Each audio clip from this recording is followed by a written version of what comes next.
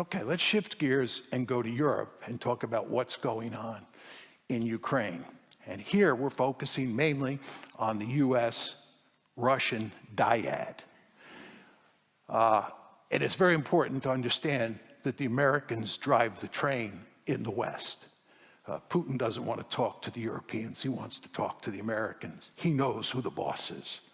Right? So when you think about the war in the Ukraine, it's really the US and the Russians that matter the most, in addition to the Ukrainians, of course. Now, the conventional wisdom in the West is that what is happening here is that Putin is an imperialist, and he is bent on creating a greater Russia or recreating the Soviet Union. And what he is intent on doing in Ukraine is conquering that country, occupying that country, and integrating it into a greater Russia. And in fact, Ukraine is the first stop on the train line. When he's done with Ukraine, he's going to move on to other states like Estonia, Latvia, Lithuania, maybe Poland, who knows. But he is an imperialist at heart. He's an aggressor who's interested in building an empire. This is the conventional wisdom that you all know well. I would imagine that most of you believe this. My view is this is simply wrong. There's no evidence to support it. I believe that if you're going to make that argument, you have to show evidence that Putin said it was desirable to conquer Ukraine and create a greater Russia. You have to show evidence that he thought it was feasible to do that. And you have to show evidence that he said that that's what he was doing. There is no evidence, and I want to underline that word, no. There is no evidence that he thought it was desirable to conquer Ukraine or to create a greater Russia or to conquer any other country. There's no evidence that he thought it was feasible. And there's no evidence that he said that's what he was doing. Furthermore, he does not have the capability to do it. The Russians invaded Ukraine with 190,000 men. There's no way 190,000 men could conquer a piece of real estate with 40+ million people in it with 190,000 men. When the Germans invaded Poland in 1939, they went in with 1.5 million men.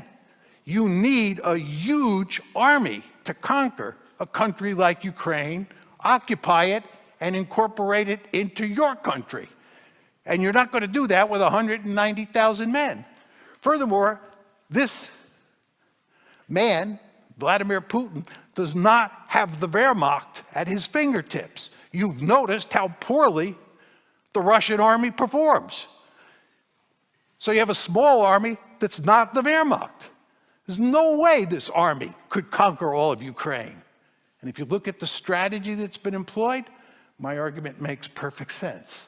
This is not a case of Putin acting like an imperialist. My argument is, as I'm sure many of you know, that if you look carefully at what was going on, it's quite clear that the West's efforts to turn Ukraine into a Western bulwark on Russia's borders was viewed as an existential threat, the brightest of all red lines, as Bill Burns, the ambassador, U.S. ambassador to Moscow at the time, said, by the entire Russian elite. The idea that Ukraine was going to be incorporated into NATO, the idea that Ukraine was going to be incorporated into the EU, the idea that you were going to promote an orange revolution and turn Ukraine into a pro-Western liberal democracy, it's unacceptable to the Russians. It was an existential threat. You might not think it was an existential threat, but what you think doesn't matter. The only thing that matters is what the Russians think. And the Russians thought it was an existential threat. And they made it unequivocally clear to us that it was an existential threat. And how did we react? We ignored what they said, and we continued pushing to bring Ukraine into NATO, pushing to bring Ukraine into the EU, pushing to turn it into a pro-Western liberal democracy. Why did we do that? I'll tell you why we did it. Because the Russians were weak. That's what happens when you're weak in international politics.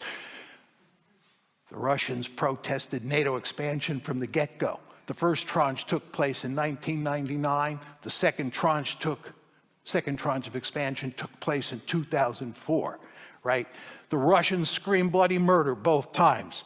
We didn't care. We just shoved it down their throat. They were weak. And when they're weak, you can do that. 1999, we succeeded.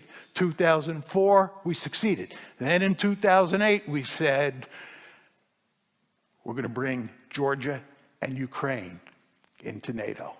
The Russians made it very clear, you're not going to do that. You're not going to do that. We're going to resist. And if we have to, we'll destroy Ukraine. This was clear a long time ago. What did we do? We doubled down. We just kept pushing and pushing and pushing. And what you want to understand is that from the Russian perspective, this is an existential threat. They have to win this war. They cannot afford to lose it. If you accept the argument that Putin is an imperialist and he's just bent on conquering some more territory and creating a greater Russia, and there's no really underlying security imperative, then you can cut a deal and end this war. But if you think that the Russians view this as an existential threat, you think about this conflict in very different ways. Because you're dealing with a great power that's armed to the teeth with thousands of nuclear weapons that sees itself facing an existential threat. Now, that's my view of the Russian perspective on how this has to end. They have to win. They cannot afford to lose. What is American policy and what is Ukrainian policy? American policy is we're going to beat them in Ukraine. This is, of course, Western policy. Norway is deeply involved in this. Our policy is to defeat the Russians, right? And also wreck their economy with sanctions. And also promote regime change and then put Putin on trial. And maybe even break apart Russia. This is their goal. We're going for victory. We think we can win in Ukraine. Putin has to win. We think we can win. And the Ukrainians, it's an open and shut case. Of course, from their point of view, they want to recover all their territory. And they want to weaken Russia as much as possible so that Russia can't pay a return visit. So the Russians are pursuing a clear-cut victory. The Ukrainians and the Americans are pursuing a clear-cut victory. What does this tell you? This tells you there's no diplomatic solution. There's no diplomatic solution to this one. This is why everybody basically understands that this is going to be a protracted stalemate, right? Or at least they think it's going to be a protracted stalemate. They think it's going to be a protracted stalemate because there's no solution. There's another dimension to this, the most worrisome of all, and that's nuclear escalation. Russia thinks it faces an existential threat. And again, what you think doesn't matter. It's what the Russians think. They think they face an existential threat. What happens if NATO succeeds? What happens if we begin to roll the Russian army back in Ukraine and we're moving up to the borders of Russia? When I say we, I'm talking about Ukrainian forces backed by NATO power. The Russians are likely to use nuclear weapons to rescue the situation, right? This is a great power that's facing an existential threat, and it's losing. You don't think it's going to think seriously, at least, about using its nuclear weapons? You can rest assured it is. I like to tell the story about 1945, Japan, 1945. The Americans had defeated Japan by August 1945. Japan was defeated. We just couldn't get the Japanese to throw up their hands and surrender.